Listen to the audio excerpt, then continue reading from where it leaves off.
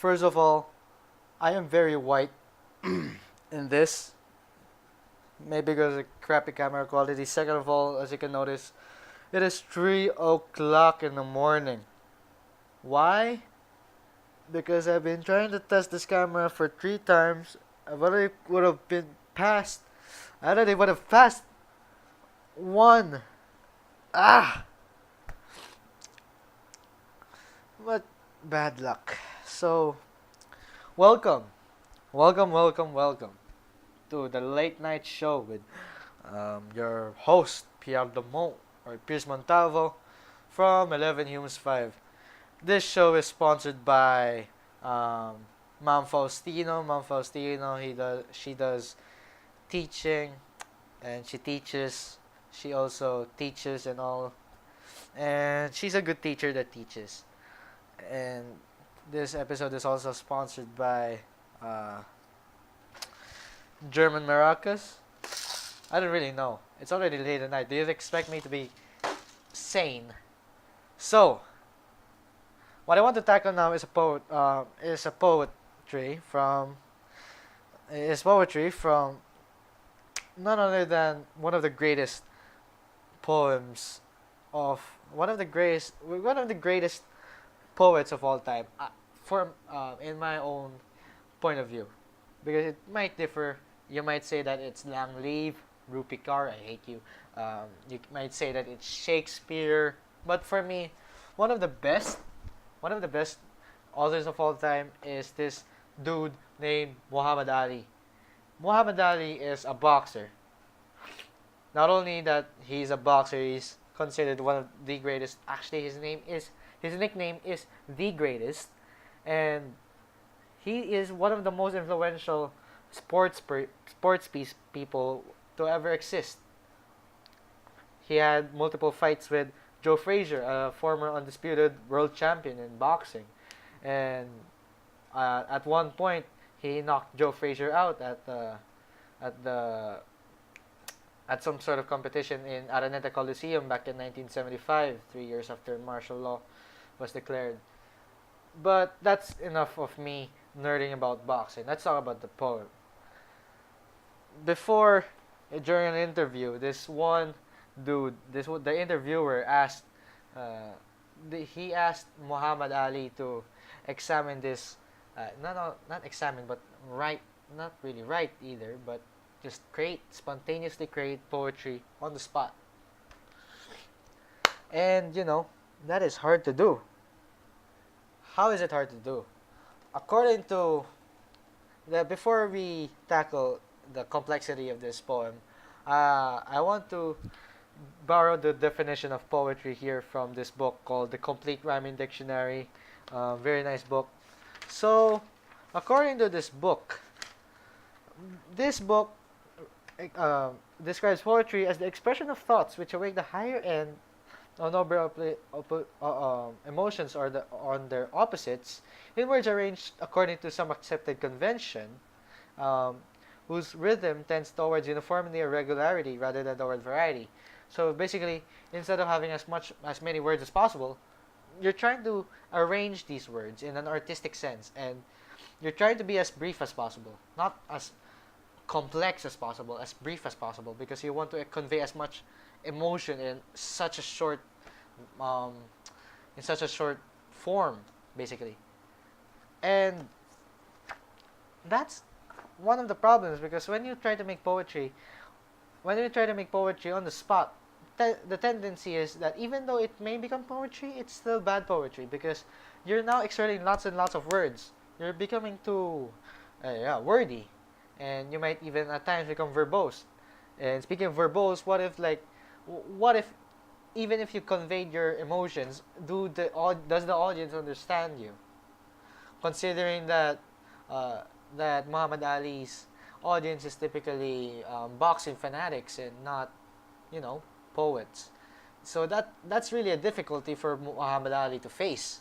But did he still said something so meaningful that I consider it one of my one of my favorite poems of all time, and that's how good it is. So basically, Also, fun fact before, fun fact, the shortest the shortest poem back then was considered to be this line called Adam had him. What that means is, personally, what it means is Adam is just like um, Adam is just like facing the consequences of his own actions. Some others might say that Adam is has captivated some other people in some sort of act. Still, it's a fine poem. It has uh, incomplete rhyme. It's not a perfect rhyme because AM and EM don't are not the same, but still um, it does fall under verse and it still conveys some sort of meaning. Now, Muhammad Ali just wrote two words, and two words with two lines for his poetry. And even though it's that brief, it's already very, very good. And let me write it for you. Me. What is me? Individual self, right? What we think, what we want, what our goals are, what we basically strive to be in life. Now, the next line in his poem is we. Before I tackle the we, I want you to examine how close these these words are technically. They're perfect rhymes because e, they both have the same letters and the same end. And notice that the only difference between these two words technically is the letter M. And if you flip the letter M, it becomes a W. So these words, no matter how distinct they may be in terms of definition, in terms of technicality, they're intermeshing, and that for me is a very very clever way of expressing thought, because now that if we define we have some sort of interconnectedness with the me concept. Whatever me is somehow related to we. So what is we? We is all of us. A common shared goal, perspective, common interpretations of what taboo is, common all stuff, all politics, political behavior, or culture maybe, and that's we. So what makes it special now? So you have the me, the individual self, and you have the we, the everyone. So what personally what makes it special is I want you to consider that wherever you are, if your goal in life is um, if your goal in life is to say be a doctor, you're not a the thing with being a doctor is if you abide by this poem, if you want to be a doctor, you're doing it not for yourself, you're doing it for everyone. So whatever goal you have is basically, you know, you're doing it not for your own but for the benefit of everyone, and that's beautiful. Because let's put some sort of biographical criticism here. Muhammad Ali was a political and social activist who advocated for African American rights and was against the domination white of the white people back in America. And when he wrote this poem, he was talking about his black sisters and brothers, and that's reaching the second part. The second interpretation of this poem is whatever pain that your fellow is having, you also have that pain. So it's not only it's not only uh, in terms of your success, but it's also in terms of pain.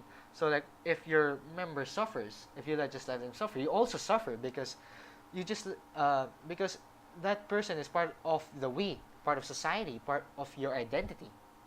And that's the third point. The third point is about identity. Because identity, now you're talking about how we ultimately rely on society as a whole. We need society in order to identify ourselves. Because how we're just going to be lost, you know? I am recording. What? Sorry, that is my mother. So I love my mom. So basically, uh, where was I? So you basically, whoever you are, you're related with, um, you're always bound to the social constraints, and you cannot really do anything, or you can grow, you can grow, you can go out of it and become identityless, or you can grow, and everyone grows and everyone is happy. That is why I love it, because it's as brief as possible, only in 2 words. It's that short, but the meaning behind all of this, it's very, very, very, very deep. I That's how much I love this certain poet. That's why I consider Muhammad Ali is one of the best poets in my perspective, because of how he writes, not only his comical other comical lines, but also this. And yeah, that's how I appreciate this poetry, me, we. So basically, that's all. If you like it, please hit like. If you don't, please do not dislike. Please subscribe and hit the bell icon. And peace.